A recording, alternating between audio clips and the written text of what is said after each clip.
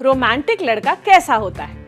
जो आपकी तारीफ करे, आपके बगल में सोकर उठे तो आपको प्यार भरी नजरों से देखे, कैंडल लाइट डिनर पर ले जाए, आप करवा चौथ का व्रत रखें तो वो भी दिन भर भूखा रह जाए, है ना?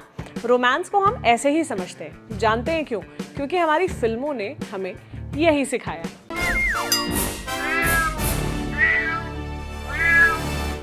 हाय, मेरा नाम प्रतीक्षा है और आप देख रहे हैं ऑर्डिनरी की स्पेशल सीरीज म्याऊं। हमारा देश रोमांस का मारा है और ये कहने में मुझे कोई भी झिझक नहीं है कि फिल्मी रोमांस के हैंगओवर से निकलने में मुझे अपनी पूरी जवानी लग गई। और ये दिक्कत उन सभी लड़कियों के साथ है जो सिनेमा देखती हुई बड़ी हुई हैं। फिल्मों में लड़के क्या क्या नहीं करते, टेडी बेयर, फूलों के गुलदस्ते लाना, लड़की के लिए सुंदर गीत गाना, घर परिवार समाज से लड़ जाना, खुद भी मार खाना और दूसरों को भी पीट देना। लेकिन रियल लाइफ में लड़के ऐसे नहीं होते और ना ही हो तो ही बेहतर है, क्योंकि फिल्मों में ये सब काम करने वाले लड़के इन्हीं फिल्मों में बहुत टॉक्सिक होते हैं, कंट्रोलिंग होते हैं, पजेसिव होते हैं, अग्रेसिव होते हैं, अब्यूजिव होते हैं, सब कुछ।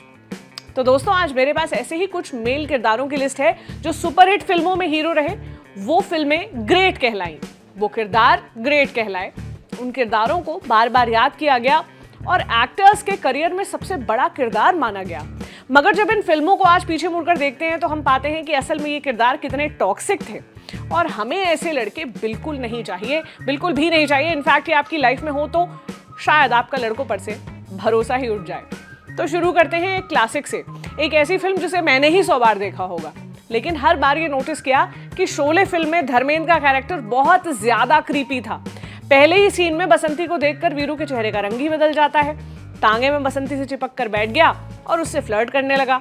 दूसरी मुलाकात में वो बसंती को पिस्तौल चलाना सिखा रहा है और इस बहाने उसको जितने घटिया तरीके से छूता है, बल्कि लिपट जाता है।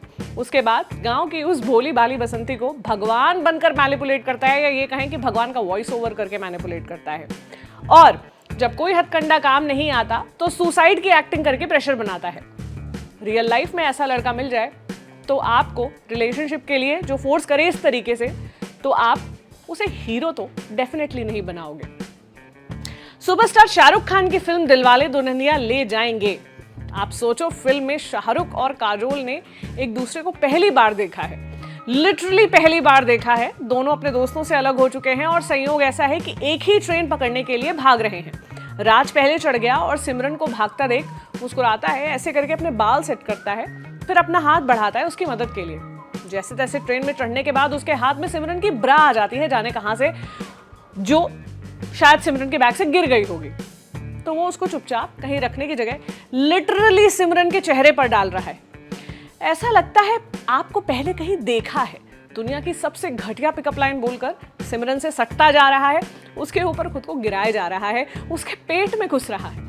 फिर एक पार्टी में वो सिमरन को हैरेस करने के लिए पूरा एक गाना गाकर डांस कर लेता है, फिर सॉरी बोलने के नाम पर मजाक करता है, उसे रोड ट्रिप के लिए मजबूर करता है, रात को उसे शराब पिलाता है, सुबह उसको ये यकीन दिलाता है कि उन दोनों ने सेक्स कर लिया है, और अगली सुबह खुद को घटिया लड़का समझने के लिए सिमरन को ही डांट लगाता है। ये किस दुनिया में होता है ब्रो?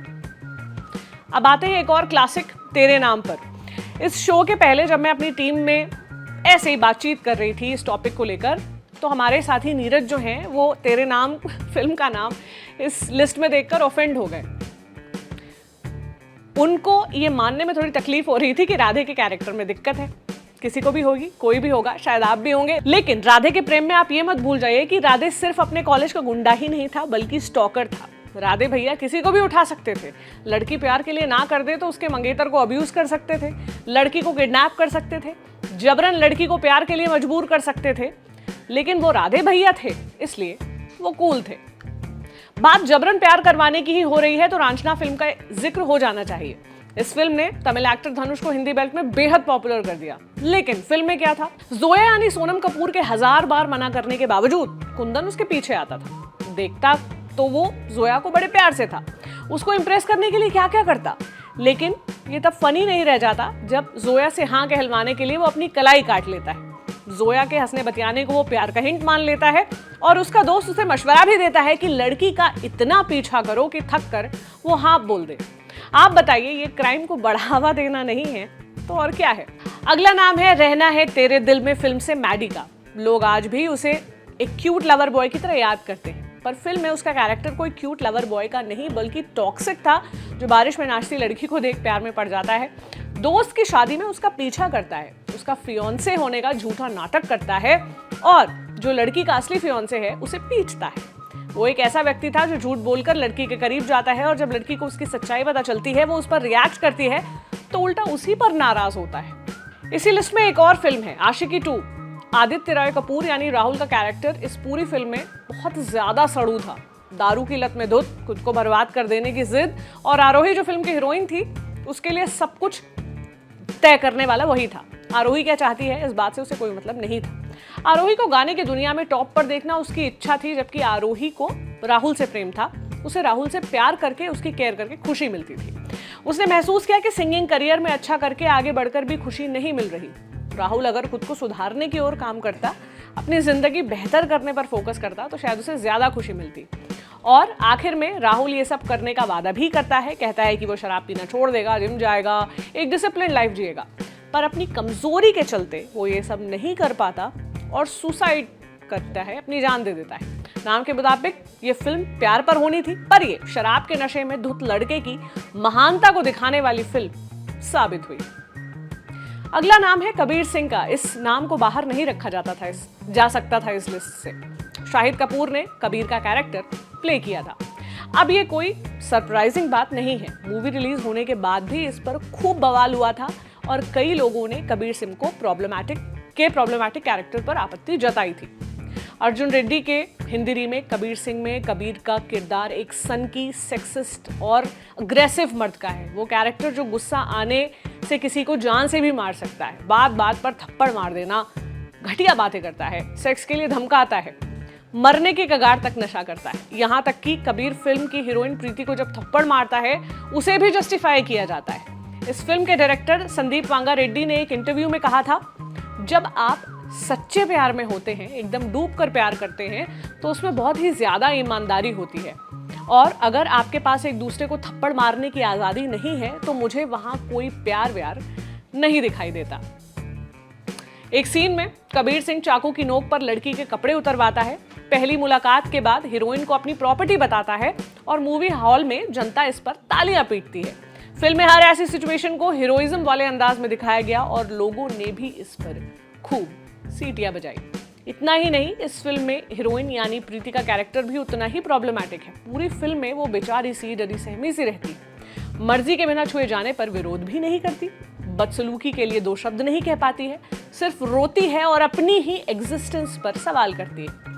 और ऐसा ही मामला पुष्पा के साथ है। एक साथ 5 भाषाओं में रिलीज हुई ये फिल्म के कुछ सीन घिना देने वाले हैं। जैसे पुष्पा जो हीरो है उसका ये कहना कि पैसा लेकर चुम्मा दे दो, लड़की के पास आने को मना करे तो नाराज हो जाओ। ऐसे काम हीरो के हैं तो विलेन के कैसे होंगे, ये सोचना ज्यादा मुश्किल नहीं है। कबीर सिंह की प्रीति की ही तरह फिल्म में श्रीवल्ली का चित्रण एक शक्तिहीन, कंफ्यूज लड़की का है जो विलेन से अपना शोषण करवाने तक को तैयार बैठी है। वो तो भला हो उस हीरो का जो उसे बजा लेगा। काश हम कह सकते कि ये सब तो फिल्में हैं, फिल्मों में जो होता है वो रियल नहीं होता, लेकिन ऐसा नहीं है। फिल्मों से हम लगातार सीखते हैं, चाहे वो फैशन हो, शादी हो, रोमांस हो। सिनेमा जब से है तब से इन आइडियाज को हमारे लिए परिभाषित कर रही है, यानी डिफाइन कर रही है।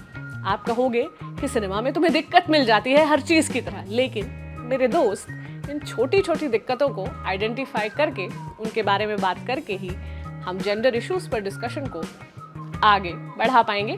आपकी क्या राय है, आप मुझे कमेंट सेक्शन में जरूर बताइएगा। आप देखते रहें ऑर्डिनरी। शुक्रिया।